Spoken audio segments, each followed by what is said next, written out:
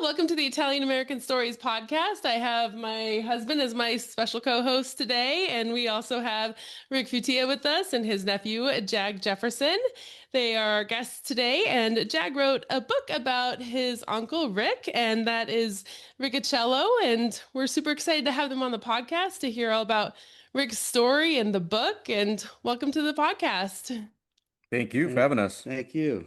Yeah, we're excited. All right, well, why don't we go ahead and just dive on into the book? Tell us about, Jag, why don't you talk about what inspired you to start writing this book about your Uncle Rick? Well, I moonlight as a ghostwriter slash biographer. So I finished up with a client and I said, well, why not this guy? He has a definitely a book-worthy life. And it's not just, it originally was for the family because we have such a long story, family history from coming from Italy. And it didn't sit well with me that all these generations of kids would hear about how their ancestors came here but didn't know the full story and would have heard about this, funny Uncle Rick that we had who was broke his neck in a freak accident and was really popular and a legend around town, but they wouldn't know that story. The stories would get lost with time. I documented all that, and they'll never have to worry about that again. Like we'll have the whole story. No stone was left unturned, and I think it has a lot of commercial appeal too because like even the local newspaper covered our family's arrival when they came to America, because which we'll get into that. But just hanging around him for any length of time, you'll know he has like a story that's worthy of a book, of a movie. It's just funny, a lot of stories, and yeah, that's why we all did it. Nice. Well, and even like you talked about that newspaper, they can cover the story, but not the way a family member can, right? You Right. know those anecdotes and the little stories, so Yeah, I saw everything firsthand, so I can give a firsthand account to a lot of stories in the book. yeah, that's perfect.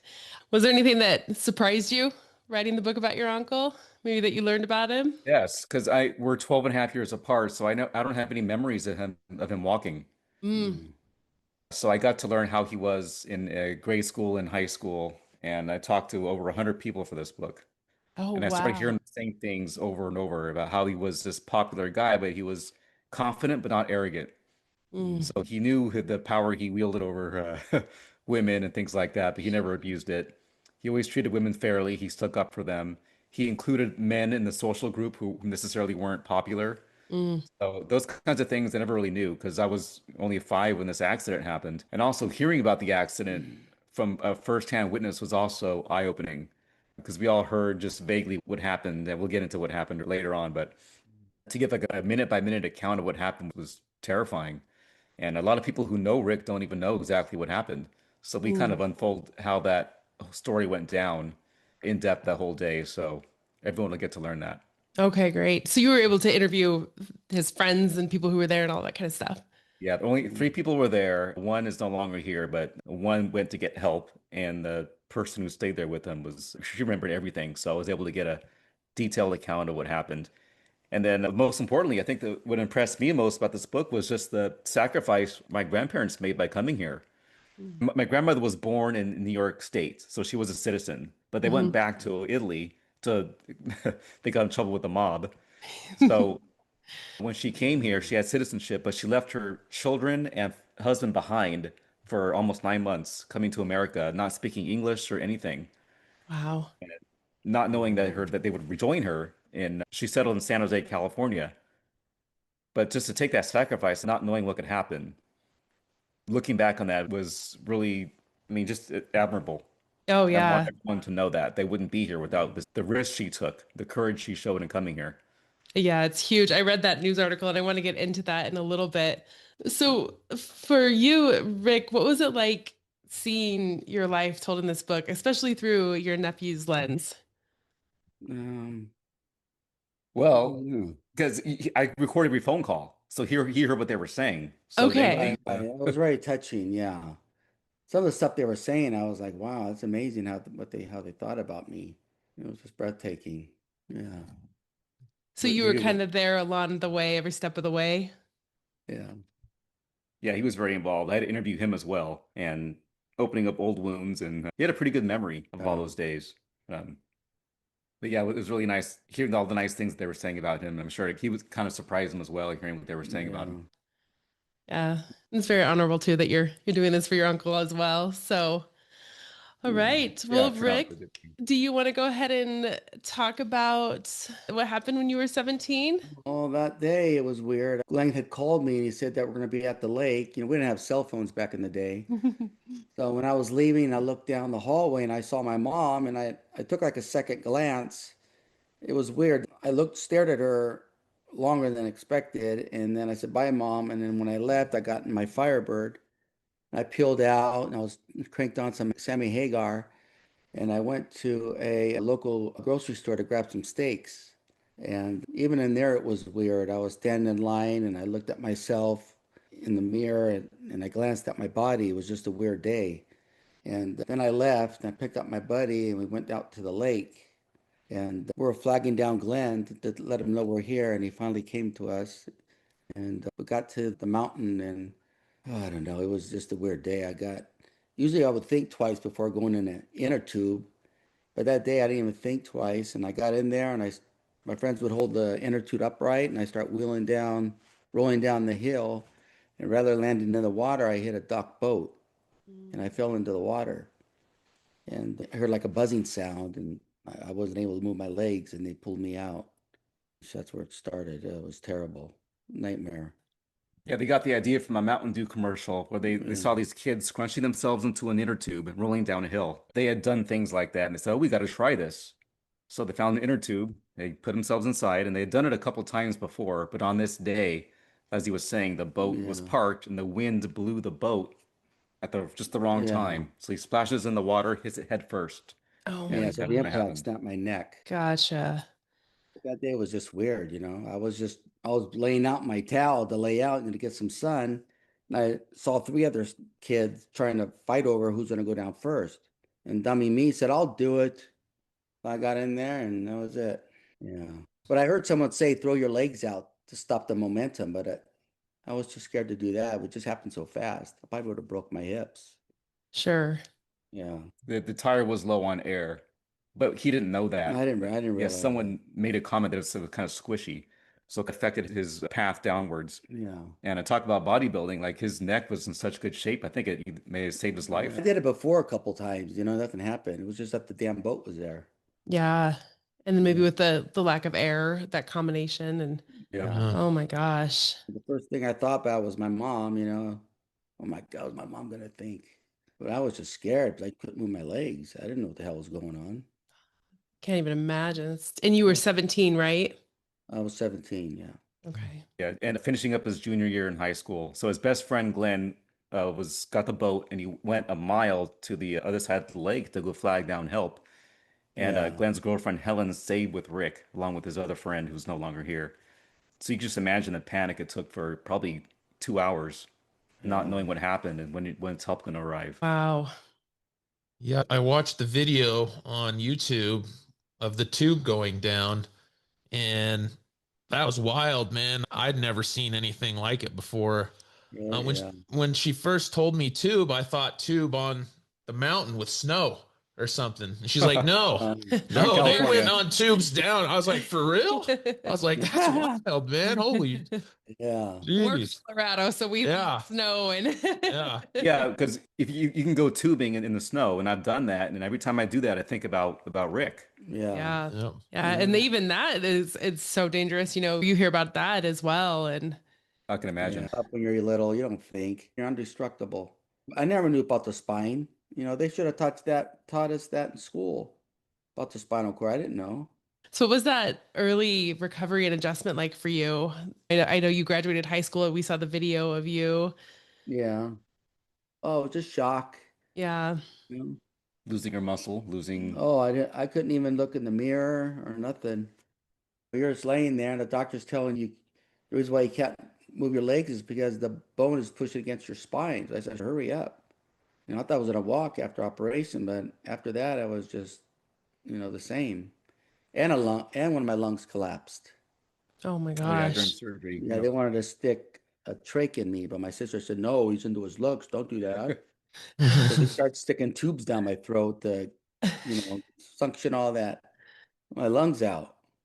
It was life or death, man. I'm not gonna think about my looks. Who cares? There's a hole in your throat. It's a whole chapter in the book where I have firsthand accounts from people who would visit him. And they all broke down when they talked about how his head was in a halo for a few weeks there. Yeah, it was horrible. So those are my first memories of Rick in general. So I got quotes from his sisters, his best friends, his girlfriend all the time. And it's pretty Yeah. eye-opening with the things that they observed seeing him there.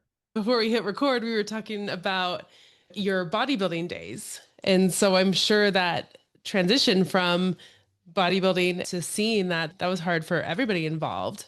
Yeah. So you want to talk a little bit about your bodybuilding days and kind of what This is got you how into it's that? like Yeah. 6 years ago. Yeah, man. You had quite the physique for especially for that age. Yeah, well, I was really So, thin, like 12, 13, 4. I played baseball. I was a fast runner. I would bat fourth. I played shortstop. I was quick. And then I just kept bodybuilding with my brother because we're like 9 years apart. So I'm like 13 working out with these 22-year-olds. You know, that'll and push I was you. looking up to, huh? That'll push I you. was looking up to these guys, you know? Yeah. And they're squatting like 3 plates, 4 plates, and I'm sitting there like a little skinny dude. He goes, listen, if you want to be strong, you got to lift weights. I go, okay, okay, okay. So I lift weights like in the morning and at night and just all the time. But I was like skinny. I mean, people would actually They called him Sticks. That was his stick. nickname. Well, they didn't call you Sticks much longer, Oh did no, they? I showed Yeah. them. Yeah. Now, were you working out at a home gym or were you working out at? Out at the gym with those guys. It was called Yeah. Fitness Center. Oh, And nice. yeah, these guys they're like old school bodybuilders. And it was like 78, Right when 79. Pumping Iron came out was Pumping accepted. Iron came out like in 80, I think. Yeah, I've So probably these seen guys, that movie like 100 times. yeah, I'm these not guys even were lying, man. massive. But I was being there every day, looking in the mirror, doing this. But it was still underground at that time. Like nobody, nowadays everybody Yeah, it was works more out. underground. Yeah. But at Yeah. high school, nobody was working out. So Rick kind of sparked a trend in the school. He showed up from after summer, ninth grade, looking like Yeah, like that he sounds, looked. yeah.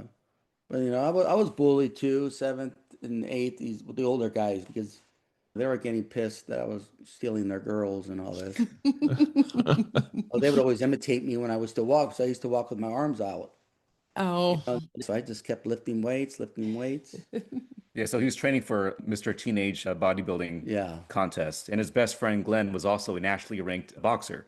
mm. So the two of them will walk around campus as the studs. Don't mess with Glenn, and Rick's Oh got the yeah. body. Like his bodyguard when he was actually the tougher. Yeah. Well, it was a good old days, but yeah, I used to do double routine and just kept lifting weights, and then little by little, I used to take muscle. Oh, what was that? MLO back in the day. What's that? It was like a sugar, it was a chocolate drink. MLO. You have to look it up. Uh-huh. I've been drinking that every day, eating Big Macs after I work out, just eating everything so I can gain weight. Pasta all the time. And before the nightclub, they would bring dumbbells in the car. So before they go inside, they get a good pump. Yeah, we Push-ups. we would park it in the back of the bar at 16 and lift weights. You got to get the pump before you go in Huh? there. Oh Yeah. yeah. Yeah. Just that's what motivated me, my brother. Now, the Muscle Up, wasn't that a magazine? Didn't I see that somewhere?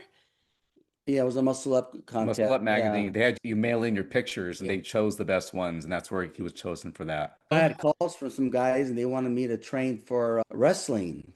I guess it was for the WW Pro wrestling. Pro Wrestling. Yeah. I was so cocky, I hung up on them, and and I tell him the story. He goes, "Wow, what were you thinking? What are you thinking? You could have been ravishing Rick Rude. Or, yeah. Yeah. That's pretty cool. Well, that's a young age too, man. I mean, you're getting calls and Yeah, it was weird it's because like, that magazine, I started getting calls. yeah, you're Because just at that thinking age, about high school and stuff, back then, there not many teenagers were built the way I was. He did look older than his age. That helped. Yeah, I had a Yeah. full-on Yeah. mustache. Yeah. What did your mom think of the bodybuilding? She really didn't care. She fed you well. Yeah, She fed you well, yeah. It increased your appetite, right? So I'm sure she was like, okay. Yeah, she Yeah. always paid for my membership, so I can go to Ironworks. Boy. Yeah. The Ironworks was a local gym that all the guys went to. Yeah, she didn't really take much of an interest in your bodybuilding. But I was bodybuilding with a lot of Kevin Winter. He was in the Olympics for powerlifting. And he's the one that actually got me into, he wanted me to start competing, Mr. Teen California and all that. What was your favorite body part to work back then? Probably chest and arms. I don't know. Yeah. You too? That was probably, yeah, when I was in high school. Legs were always tough for me, you know. Yeah, me It wasn't too. until I got older I finally started learning how to do Oh legs right. yeah. Oh But yeah, same with him. Yeah. Yeah, later yeah. on I got legs, yeah, but chest and arms. Every night before the bed, he'd do the 21s. What do you call those? Oh, I had a The curling curls. bar and I would just do 21, 7, 7, 7 Yep. every night, every night. I was sick, man. I used to go in the morning and at night to work out. Even on dates, me and my buddy would just, hey, okay, we're on a date. We told the girls, listen, we're gonna stop off, we're gonna do a couple sets, and then we're gonna go Yeah. out. All right, whatever. You stay right here. Keep the car running. Yeah, That's great. sick in the head. Now, California was kind of like the big place for bodybuilding back in the 70s, like Ventura Oh, and yeah. stuff. Were you pretty close to that area? Venice. No, Venice Venice. that's Beach. Oh Yeah. no, Venice. that was, yeah, yeah, I wish. That was my dream. That's when California. Gold's Gym came out, and what else was there? I mean, the whole Southern California scene Yeah, was yeah. was was hot, but no, Bay Area is 7 hours Yeah, up. we all Oh, loved Arnold. I loved Frank Zane. He was my idol. Oh man, I got to talk to Frank Zane a Oh, couple different really? times. Yeah, Wow. so I did a couple bodybuilding competitions in high school, and then when I got out of the Marines, I did four more as an adult, and I started ordering his protein, Oh, and really? the guy called me up. He was telling me that the order was going to be late. I'm like, I'm speaking, I'm speaking to Frank Zane right now. Oh my He was just God. normal, just nice guy. But yeah, it was just Oh like an everyday wow. thing. I was like, can't believe he called me to tell me that my shipment was going to be late. So Oh my God. I'm like, what? yeah, Don't yeah. piss him off. He but still looks good. He still looks good. yeah, he had a beautiful physique. He Oh was like yeah. the symmetry king for sure. Yeah, but I had the So small waist too, and I went like a V. yeah, I just dig that. bodybuilding's definitely changed a lot over the years. Now everyone's built now. Yeah. Pretty mainstream. I wish they would open a gym for disabled, to tell you the truth. I'm I actually could just go, surprised that there's not one, to be honest with you. yeah, I'd like to open a gym someday. That'd be my dream. Are Yeah. the gyms accessible at all or Really, not really. not really? I might go to a couple gyms and see. A company called HUR, and they do Mm, all the disability workouts. mm. You go now to Valley Medical. Yeah, yeah. He has to go to a. Yeah, I will up to this preacher curl machine. I could do preacher curls and shoulders and lats. Oh, I love it. That'd be really cool if somebody did have something very specific just for that. Oh yeah. I was stationed out in Seattle for a while, and they have a big competition out there called the Emerald Cup. Uh-huh. And while I was out there, I got to see Ronnie Coleman pose on Oh stage. wow. Do you guys know who Bill Kazmaier is? Oh God, the wrestler. He was a pro wrestler. Yeah, and he Strongest man in the competed world. in World's Oh really? Strongest Man, Yeah. Kaz. I got to Yeah. meet Wow. Kaz. Wow. But I also got to meet a guy there who was paralyzed from the waist down, and he competed in competitions. Oh And wow. I mean, he was jacked, man. Like, I was like, Oh yeah, holy I cow. believe He it. took it very seriously, though. Oh yeah. Yeah.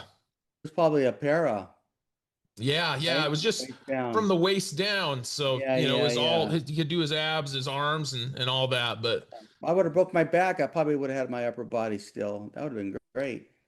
Because Mhm. the higher you break your neck or the spine, the less movement. yeah. Mm. Yeah. Well, why don't we go ahead and go into your reinvention and the recovery and growth? I know that there was that big part in your book that you talk about as well, coping after the accident. His parents kind of built the house for him a little bit. They installed a ramp, they knocked down a wall, and so he came home. And at first, he was bored, didn't really know what to do, had to find hobbies and also finish up school. They gave him a nice little cute tutor, a redhead, to finish up Oh, schooling. no, I didn't help. Yeah. But he had a girlfriend from when you broke your neck, and you guys broke up, and then you had another girl named Elena Elena, yeah. that helped him become more independent. And also, his parents had just retired. His Yeah. father was a cobbler, a shoe repairman, Mm. so they helped you out, right? Yeah. He ended up dating the prettiest girl on campus from high school that my sister set him up with. So he had a 5-year relationship with a girl named Tracy. There's a whole chapter in the book on her, and she also helped him become more independent and reach for things and just Yeah. learn how to do his whole bowel program. That's a huge part of his week. So things like that, he had a lot of help with, and it took a long time. But by that time, I remember being third, fourth grade, he was already adjusted. Yeah, the first 2 years were bad. when they send you home from rehab, you come back to your room and everything's is the way you left it. So it was just really confusing and depressing. And you got to drive, right? You got your And later Corvette. on, yeah, driving helped to get my independence. That helped a lot. So I thought I could never drive again. That would be huge, so that way you can go places.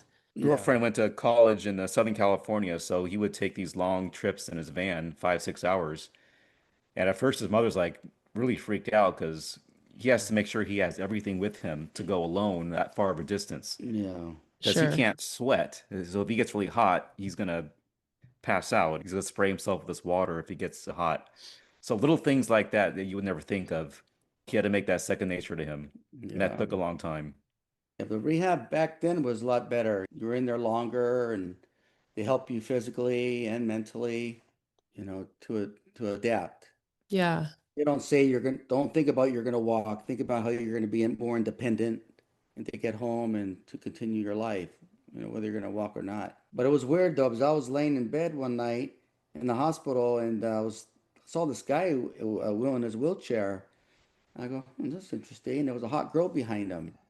So he goes up to this hot rod. I don't know if it was a Camaro or a Firebird. He wheeled up to it. She opened the door for him and he wheeled right next to it and he jumped over and she grabbed the wheelchair, put it in the trunk, and then they sped off. I'm like, wow, I could do that. That sort of motivated me. You'll appreciate when he was in rehab, instead of hospital food, his mother brought him this lasagna and Oh my God. raviolis, and they're like, Fresh raviolis, fresh "Hey, what we lasagna. got over there, Rick?" They had all my roommates, we had 4 guys in a room. They'd be like, it smells delicious. What is? Making everybody jealous. Yeah. Oh yeah. They're eating Chef Boyardee. I'm over there eating ravs. Oh, that's great. So, do you want to talk about life after your recovery and how things changed for you? At first it was hard, but I met Elena. It was weird that because before my accident, I used to wash my car with my shirt off, and there'd always be this brunette girl walking by, and I always check her out, and she'd be checking me out. And we never talked. But a few months after my accident, she popped out my front door. My mom said, some beautiful brunettes outside. I go, who is it? So she brought me lunch, and it was that same girl. We started dating, and she was learning how to be a nurse and all that. So everything went well. So that was my turning point. I think that helped me out a lot. When he had that 5 year girlfriend, he started getting in a rut and routine, like all relationships sometimes do. And so he's still in his 20s. So his little nephew is going out to all these bars and clubs and telling him, Ricky, you don't know what you're missing out, man. All these girls are out there. He's like, okay, be patient. I'll be single soon. Broke up with that Tracy girl. He shaved his mustache. He got a new hairstyle. And he's featured in this magazine called Babe. It was Bay Area Bachelors Extraordinaire. Yeah. It featured the most eligible bachelors in town, and it was at McWhorter's. It was all over all the grocery stores, and his face was there. It had a whole profile, and women would call in. This is like 1992, so it's very kind of low tech. So girls would call in and leave voicemails for him. So he became a pretty big bachelor around town, and he was out 6 nights a week at the nightclubs, Oh my gosh. hanging all over him. At first, I didn't have any confidence. I couldn't even look in the mirror. The first time I saw myself in the mirror, I lost all my muscle like in 3 months. It was all gone. So I couldn't even look in the mirror or nothing. But imagine you guys are single, you're going out to nightclubs, and imagine you see this scene almost everywhere you go. This guy in a chair who's extremely good looking. We're talking, late 20s, early 30s. He was in his prime. Like women thought he was Oh, John Stamos level. He was that yeah. handsome. So I mean, other guys would get upset because he was taking all the women. That's great. He got kicked out of a strip club in Hawaii because he got all the attention from the strippers. Oh no. And he That's can't walk. amazing. It's just I the other know. guy's like, what the hell? What's going on here? Women would just look at him like, what is the appeal? I gotta know more about this guy. And this happened for 10, 15 years. So you can imagine that the wake of stories that this left behind that are all documented in the book. It really was a rock star life. It really Yeah. was. Yeah, so there's several chapters in the book of these stories and just Yeah. the playmates and Hugh Hefner parties. It was just insane. I told him to get a wheelchair one night. We were going to go out. Watch. He goes, With the lies that they would tell. He would lie about how he got hurt. He'd lie about his I name. get bored of saying the same thing. One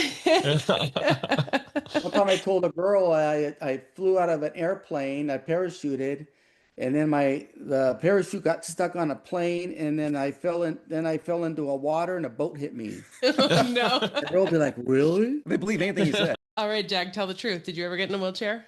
I did not. No, I I didn't have to. I hear a girl would tell me, "When are you going on tour?" Like, what do you mean? Oh, Rick said you're in Bon Jovi. Oh, yeah. Hey, listen, I'm with the Bon Jovi's brother. Just be quiet. Hold on. Yeah, what's it like going with John Bon Jovi? I'm like, I'm not a Bon Jovi. This guy's lying. That's And I great. told him, like, you just lying just to get their number. Just stop it. Just quit lying. Right, Rocco? I'm like, who's Rocco? That's what Rick said your name was. I'm like, I'm not Well, Rocco I didn't want to say Jeffrey, or Jag. Jag. Of course, I could never call him uncle. Nobody could ever call him uncle and Oh, cousin because uncle sounded too old. Listen here, do not call me uncle. All right, don't call me uncle. just We have a lot of just cousins. Cugino, right? Yeah. All right. Well, how about we dive on into your family history? You want to go on into that? My grandparents came to upstate New York, and that's where they gave birth to Rick's mother, my grandmother. So she was a citizen, upstate New York. That's when the mob was kind of thriving. This is 1921. But the brother was killed, so my grandparents or his grandparents kind of freaked out and wanted to go back to Italy. So they went back to Italy, and that's where his mother grew up, And that And was that- Calabria. Calabria. Yeah. Okay. And they grew up, and his father was in the Navy. This is around the time Mussolini is really boosting up his military. 19, late 30s, 40s. World War II, yeah. So they got married, and she had three daughters out there. And the first daughter was born during the bombing campaign of Austria-Hungary. So she's Ooh. literally giving birth as bombs are going off, and she's on top of the hill, kind of ducking from all the Yeah. chaos. Oh my gosh. So there was a law change in America that said if you're a citizen, you can come here and bring your family. And at first, that law applied to men only. So that didn't help her at all. So Yeah. finally, they made it so that women too were included in this law. She said, "This is my chance to come to America and bring my family." So she came to Ellis Island, as they all do, but she didn't speak English at all. And she starts taking the train from Ellis Island to San Jose, and she starts feeling queasy and nauseous. And she realizes when she misses her time of the month that she's now pregnant, Oh but didn't know boy. it. So she comes to Seattle and lives with her aunt, and then goes to Seattle, doesn't like it, it's too cold, comes back down to San Jose, and they begin the immigration proceedings to bring her husband and daughters over here. But it took many, many months, and there was no guarantee that it would happen at all. Yeah. So there was a person named Dominic Cirincione who was very well connected in the Italian community, and he also had contacts in Washington, D.C. So he was able to get her on the top of the list and get her family over here, and that's how it happened. And so when her husband and daughters arrived the same day in San Francisco, it was the day she went into labor. Oh my gosh. So they're at the bus station, wondering where, because there's no cell phones again, wondering where's this woman. So they end up going to the hospital, but they can't see her because they have all these germs from being from a foreign land. Yeah. Yeah. So I think it takes a couple days, and the first time they finally see their mom is she's in the delivery room holding new baby. Her name was Cookie, just waving at the Cute. window. And that day was covered by the San Jose News at the time. Yeah. So it's a pretty big moment. And so they settled in San Jose. He got a job as a cobbler, and then 10 years later, this guy comes along. They thought I was an ulcer. Oh So they- no. They thought she had an ulcer, so no, you're pregnant again. Yeah, so she had me at 43, and I go, And "No, I'm not an ulcer." I Love Lucy reruns were big at the time, so she called the baby Ricky over Yeah. Ricky Ricardo Oh, show. yeah. And so they settled up where we are right now, actually, in 1966, I think it was. Yeah. And So the home you're in right now? home we're in Yeah, I now, remodeled. Oh, wow. remodeled, and he opened up a cobbler shop just not even a mile down the road. Oh, And so it was an cool. idyllic life for many years. And every Yeah. Sunday, because all the family from Calabria also joined down eventually. Yeah. So this place was packed all the time with Oh, it was aunts, great uncles, food. cousins, and the food, feasts, bingo, everything, all the stereotypes you can imagine. Sure. My dad would make his own wine. He had the garden in the back, fresh food. Oh, Everything from scratch. Not like today. Oh, it was good times. wow. And what a story. I mean, can you imagine? You don't speak any English, and then you're by yourself on a train and you're pregnant and a woman. Right. Oh my gosh, like holy These are smokes. not comfortable trains. There was no like AC when you're riding through Nevada. And, Oh, Yeah. really? No lounge cars to lay back and no, wow. this is during 1950, so she saw the country in real time grow. Like this is Yeah. Eisenhower is rebuilding America, and she just saw it all firsthand. Yeah, because right after World War II, we had a huge industrial boom. Like, good timing on her part. What was some of your favorite childhood memories, Rick, growing up? Just The going, wine, uh, drinking the oh, people. The drinking wine? the garage. You know, my buddies would get a hose and siphon it. Get drunk at the age of 12, 13. Yeah. Going to my dad's store, hanging out. He'd always give me money, going out with my buddies, just never being home, Biking, regular. biking, just doing sports.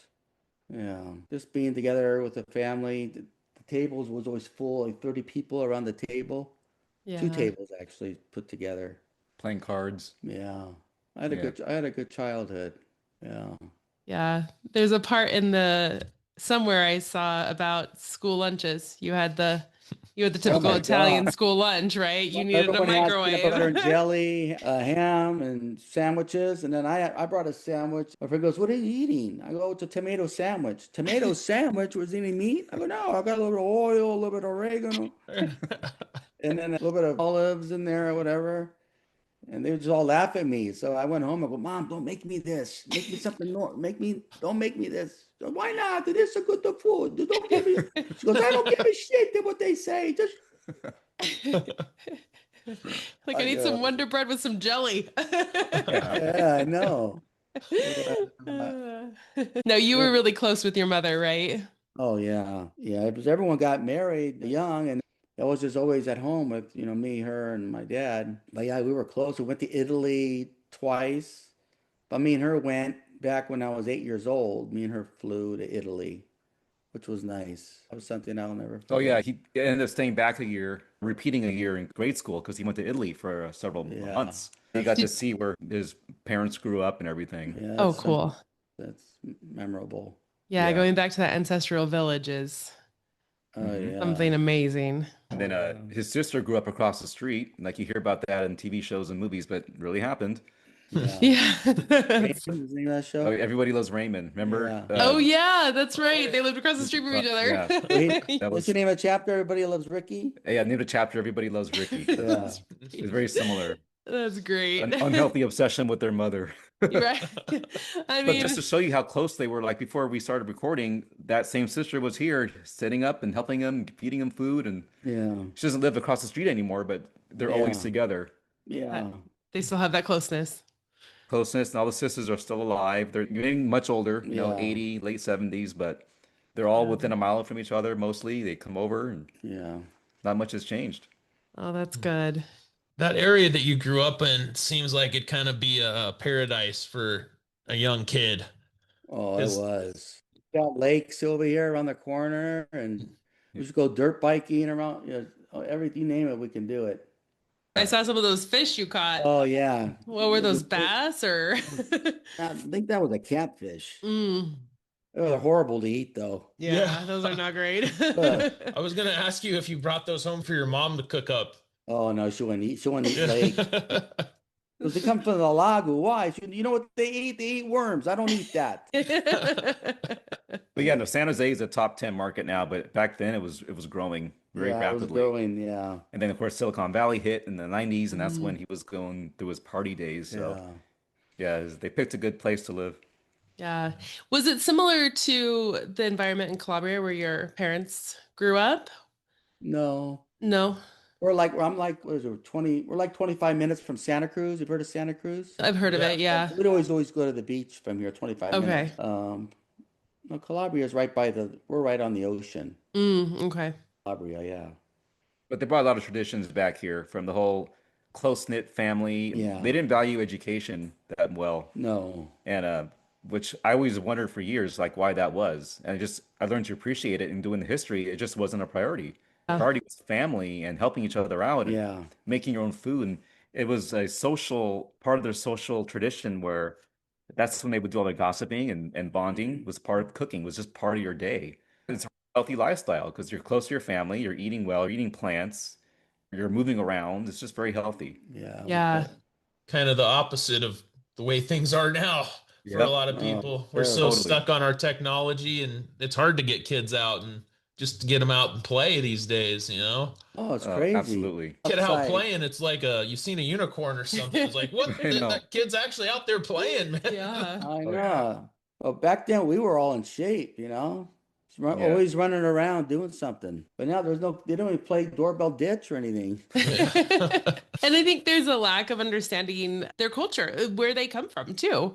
You know, there's that lack of family community within their own home too. You know, that not Yeah. understanding where you come from, which I think is a great thing that you wrote the book too, that preserves your Yeah. guys' family history. I was just going to say that because every generation becomes further and further away from what we're talking about. And Yeah. I hope this book brings back some of that. And there's an audio book too. If you don't want to read, you can listen to it. I Yeah. got his voice doing his parts. And Oh, nice. so Oh, it's hilarious. Well, speaking of the book, where can our listeners find it, buy it, listen to it, all that kind of stuff? we made it available at rickbio.com. It's rickbio.com. Okay. There you can get it on Amazon. Or if you also want to buy it from us directly, we have a upgraded copy where it's got thicker pages. It's got colored pictures in the middle. And you can also get an autograph from us on the book. If you get it directly from us, you get a little bookmark with a bunch of Rick's pictures on there and Yeah. all the crazy stories and all the pictures of all the girls in there and the cousins and nieces and nephews. They're all in there. And it's also Yeah. available in audiobook and also ebook from the website as well, rickbio.com. Perfect. All right. Any social media that listeners can follow you as well? Do you guys All have on that? there. Oh, on the Yeah, bio.com. Perfect. I'll put made all it that in the easy. show notes. Yeah. All right. Well, it was so nice to meet you too, and we really appreciate you guys coming on and sharing this great story. Yeah. Yeah. Nice to meet you Thank guys you. too. I appreciate, yeah, thanks for letting me come on. She told me about it, and I don't usually sit on most of her podcasts, but this one was, I don't know, for some reason I felt like it was kind Yeah. of, I was kind of connected to bodybuilding, and when I heard your story, it moved me, man. So, Oh, you thank know, you. I think it's great that Thank you. Jag put that book together, and you do have Thank you. an Good amazing job. story, you know. So, Thank you. yeah. Yeah, I always say everyone has a book in them. Just got to Yeah. take time and actually do it. It's a lot of work, Uh, but it's worth it when you hold it in your hands and you see it. Yeah, I wish more people would do that. I do Yeah. too. Absolutely. All right. Well, thank you so much. It was a pleasure to have you guys. all You right. too. Thank Thank you so you. much. Thank you. All right, and go blast some Sammy now, Rick. Oh, Yeah. exactly. I still do.